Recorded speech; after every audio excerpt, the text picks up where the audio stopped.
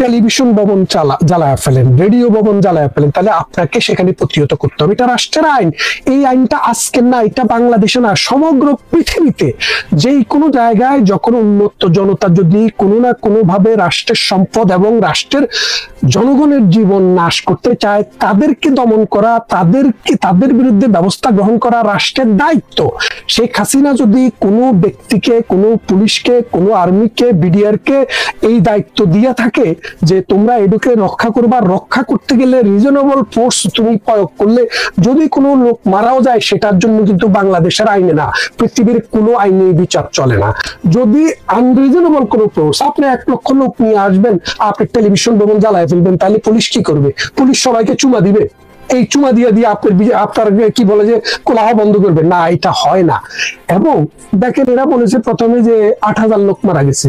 8,000 লোকের জন্য মারা যাওয়ার পরে এরপরে বললো কি? এরপরে বললো 3,500 লোক মারা গেছে। 3,500 লোক মারা যাওয়ার পরে বলে কি?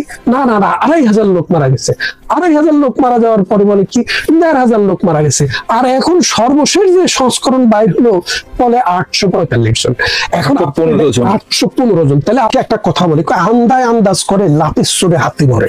হাতির সাইজও বোঝে না, আর নিজের সাইজও বোঝে না যে লাঠি দিয়ে হাতি মারতে পারবে না। সেই রকম লোক ওই রাজাকারের যারা ডিফেন্স করেছে সেই তাজুলকে দিয়া এখন বাংলাদেশে মুক্তিযোদ্ধাকে ফাঁসি দেওয়া হবে। এই বাংলাদেশ, এটা 1971 সালে 30 লক্ষ শহীদের রক্তের বিনিময়ে স্বাধীন হওয়া বাংলাদেশ। সেই বাংলাদেশে যে আইন দিয়ে আপনি বিচার করছেন, এই আইন এই বিচারের জন্য নয়। এই দেশে প্রত্যেকটা অপরাধের বিচার করার জন্য আলাদা আলাদা আইন আছে, কিন্তু যুদ্ধ অপরাধের বিচারের আইন দিয়া আপনি বিচার করছেন বাংলাদেশ স্বাধীন করার জন্য যারা মুক্তিযুদ্ধ করছে, যে পরিবার সর্বস্ব দিয়ে দিয়েছে, যে মানুষ রণাঙ্গনে যুদ্ধ করেছে, 72-এ সংগ্রাম করেছে, সংবিধানের জন্য, 75-এ বঙ্গবন্ধু হত্যার পর সংগ্রাম করেছে, 90-এর গণ আন্দোলনে সংগ্রাম করেছে, 2001-এ সংগ্রাম করেছে, আর আপনি তাদেরকে হত্যা করার জন্য যে আইন দিয়া বিচার চলে না। আপনাকে বলি, অনেকে হয়তো প্রশ্ন করতে পারে যে আপনারা যখন এই বিচার করেন, গণহত্যার বিচার করলেন বা যুদ্ধাপরাধীদের বিচার করলাম যখন আমরা মানবতা বিরোধী, তখন কিন্তু আইনটাতে একটা সংশোধন নিয়ে আনা হয়েছিল। এখন ওই আইনটাতে সংশোধনী আইনা আবার কিন্তু বলা যেতে পারে, কিভাবে বলা যেতে পারে, যে এই আইনটা 73 সালে যেটা হয়েছিল সেটাকে এখন নতুন করে নতুন কলেবরে নতুন প্রেক্ষাপটে কিন্তু একটা আইন করা যেতে পারে। এই আইনটা যদি করতে হয় তাহলে পার্লামেন্ট ছাড়া বাংলাদেশে অন্য কোনো কেউ আইন করতে পারে না। বাংলাদেশে কোনো কালে রাজতন্ত্র ছিল না, রাজা ছিল না, কোনো প্রজা ছিল না। বাংলাদেশে ছিল জনগণ এবং জনগণের সরকার। এই জনগণের সরকার হলো একটা পার্লামেন্ট। এই পার্লামেন্ট যদি কোনো বিচার করার জন্য একটি আইন প্রণয়ন করে, সেই আইনটা কিভাবে ডিপেন্ড করা যায় আমরা দেখবো। আজকের 2024 সালের মামলা চলে না। পৃথিবীর কোন সভ্য মানুষ যদি বলে এই মামলা চলে, সে মানুষ না, সে জানোয়ার। সে আইন বোঝে না, সভ্যতা বোঝে না, যুদ্ধ বোঝে না, যুদ্ধ অপরাধের বিচারও বোঝে না। আপনাকে বলি, পৃথিবীর বিভিন্ন জায়গায় যুদ্ধ অপরাধের বিচার হয়েছে। টোকিও ট্রায়াল হয়েছে, হিদেকে তোজোর যখন বিচার হয় জাপানে, টোকিও ট্রায়ালে পৃথিবীর 9টা দেশ থেকে 10 জন বিচারককে নিয়ে একটা ট্রায়াল করা হয়েছে।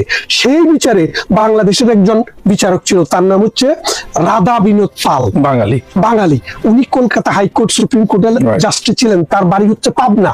সেই রাধা বিনোদ পাল 10 জন জাস্টিসের মধ্যে 9 জন জাস্টিস হিদেকে তোজোর মৃত্যুদণ্ড অ্যাপ্রুভ করেছে। একমাত্র বিচারক আমাদের এই রাধা বিনোদ পাল, উনি বলছে না, এই অপরাধ যারা সংগঠনের সময়ে 1945 সালে যে জাপানের হিরোশিমা এবং নাগাসাকিতে যে আণবিক বোমা বর্ষণ করা হয়েছে, এই বর্ষণ ও আণবিক বোমা বর্ষণ হচ্ছে টোটাল মানবাধিকার লঙ্ঘন। এটার যদি বিচার করা না যায়, তাহলে রাজনৈতিকভাবে যে যুদ্ধ অপরাধ হয়েছে সেটার বিচার আপনি করবেন কি করে? তো সেই জন্য উনি কিন্তু হিদেকে তোজোর মৃত্যুদণ্ড অ্যাপ্রুভ করেন নাই। উনি বলছেন যে এটা ন্যাশনাল জাস্টিসের এগেনস্টে। বাংলাদেশে যেটা হচ্ছে, আজকে যদি ওই রাধা বিনোদ পাল বেঁচে থাকতো, তাকে দিয়ে বক্তৃতা করানো যেত, তাকে দিয়ে কথা বলানো যেত। আপনি দেখেন যে যুদ্ধ অপরাধের বিচার তো আমরা চাই। আওয়ামী লীগ তো একটা শান্তিকামী দল, আওয়ামী লীগ সবসময় যুদ্ধ অপরাধীদের বিচারের পক্ষে। আমরা এখনো চাই যুদ্ধ অপরাধীদের বিচার, আরো যারা আছে তাদেরও বিচার হোক, সুষ্ঠু বিচার হোক। কিন্তু এখন যা হচ্ছে, এটা যুদ্ধ অপরাধের বিচার নয়, এটা হচ্ছে ডক্টর ইউনূসের একটা তামাশা। এই তামাশাটা করছে কাকে দিয়ে? যারা যুদ্ধ অপরাধীদের বিচারের সময়ে ওই যুদ্ধ অপরাধীদের পক্ষে ছিল, তাদেরকে দিয়ে। ওই কর্নেল তাহেরের একটা ফাঁসির রায় হয়েছিল, আপনি জানেন কিনা? বাংলাদেশের যে কনস্টিটিউশন, ওই বাংলাদেশের কনস্টিটিউশন অনুসারে বাংলাদেশের যে প্যানেল কোড, ওই প্যানেল কোড অনুসারে বলা আছে যদি কোনো মানুষের ডিসএবিলিটি থাকে তাহলে তাকে, হ্যাঁ, পুঙ্গু, পাগল অথবা গর্ভবতী নারী এইরকম যদি অবস্থা থাকে তাহলে তাদেরকে ফাঁসির দণ্ডে দণ্ডিত করা হইলেও সেটা এক্সিকিউট করা হবে না।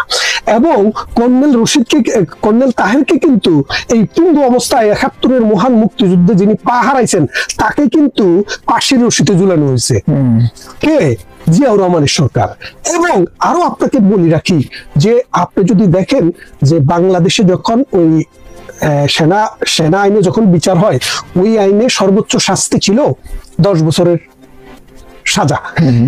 এখন 10 বছরের সাজা যখন লেখা আছে, পরবর্তীতে তাকে মৃত্যুদণ্ড দিয়ে ফেলার পরে এখন জিয়াউর রহমান সাহেব ওই জিজ্ঞেস করে আইনমন্ত্রীকে, মধু দাম্মত, তিনিও মরে গেছেন, যে এই আইন তো মৃত্যুদণ্ড হয়ে গেল। স্যার, 10 বছরের উপরে তো কারাদণ্ড দেওয়ার কোনো বিধানই আইনে নাই, পরে আইন বদলায় ফেলো নতুন করে। তার মানে কি, আগে ফাঁসি পরে আইন। এই যে মনে করেন আপনি বড়ই গাছ শুবেন, সেই বড়ই গাছে বড়ই ধরবো, সেটা চিতা হবে না মিঠা হবে, আমি কেউই জানি না সেটা তো আদৌ বড়ই ধরবে কিনা সেটাও জানি না, রায় খালাস পাবে নাকি খালায় মৃত্যুদণ্ড পাবে সেটাও আমরা জানি না, কিন্তু তারা জানে। কারণ কি? কারণ হচ্ছে রায়টা তারা লিখে আগেই রাখছে।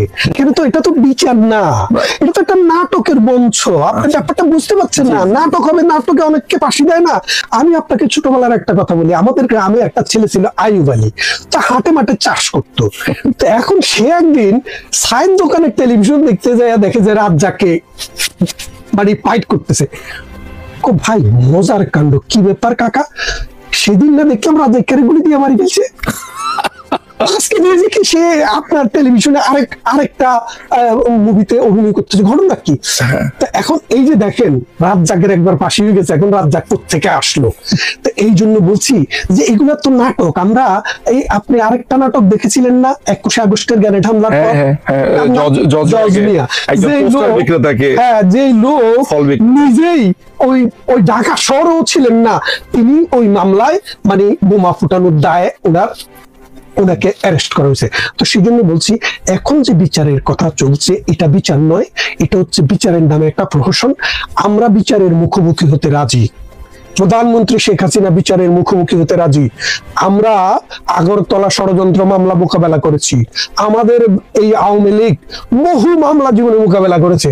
মামলাতে আইনে আমাদের কোনো অসুবিধা নেই, আমরা আইনগতভাবে মোকাবেলা করতে চাই। কিন্তু আজকের যে আইনটি আছে, এই আইনটি টোটালি এই বিচার করার জন্য ফান্ডামেন্টালি রং। এবং এই আইনকে যদি আপনি বদলাইতে চান, সংশোধন করতে চান, তাহলে সরকারের তো অবৈধ ভাই। সরকারের অবৈধ বলতে সরকারের তো পার্লামেন্ট নাই। সরকার বৈধ হলে তো এই সরকারের আইন করার কোনো ক্ষমতা নাই। এই সরকার শুধুমাত্র প্রয়োজনে মানে আপনার প্রেসিডেন্টের অর্ডিন্যান্স দিয়ে চলবে। মানুষের মৃত্যুদণ্ড, যাবজ্জীবন কারাদণ্ড, 10 বছরের কারাদণ্ড দেওয়া যায়, এইরকম কোনো আইন প্রেসিডেন্টের অর্ডিন্যান্সের মাধ্যমে বাংলাদেশের এক্সিস্টিং সিস্টেমে করা যায় না। এখন যেটা হচ্ছে, তারা যেহেতু করতে পারবে না, পার্লামেন্ট এরকম আইন করবেও না কোনোদিন, সেই কারণে ওই পুরনো যুগের আইন, যেটা 1971 সালের মুক্তিযোদ্ধাদেরকে হত্যা করার জন্য, মামুনের ইজ্জত লুণ্ঠন করার জন্য, বাড়িঘরে আগুন লাগানোর জন্য যেই অপরাধীদের বিচার হচ্ছিল, সেই আইনটা আমি এখানে আপনি বসায়া দিচ্ছেন। কেন? আপনার ভালো লাগে।